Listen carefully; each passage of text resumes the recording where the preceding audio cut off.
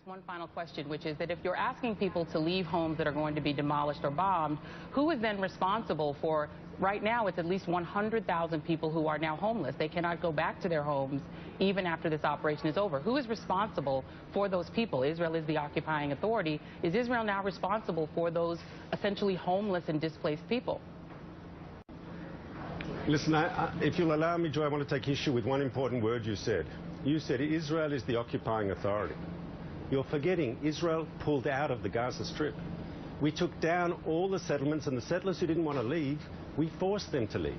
We pulled back to the 1967 international frontier. There is no Israeli occupation of the Gaza Strip. We haven't been there for some 8 years. Now, why is there hostile rocket fire today from Gaza into Israel? There's not a question of occupation of Gaza. No one claims that Israel is occupying Gaza.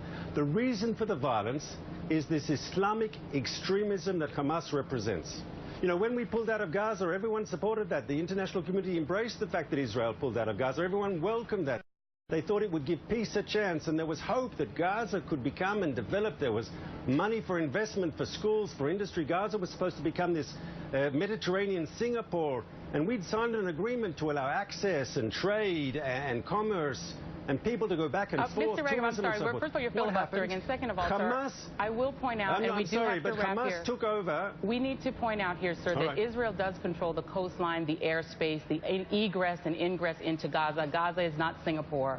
But I do appreciate you coming on, But sir. Only, why though? Joy, be fair, why? When we left, we didn't have those restrictions. We only imposed restrictions because of the violence, because of Hamas, because of the rockets. You can't put the cart before the horse.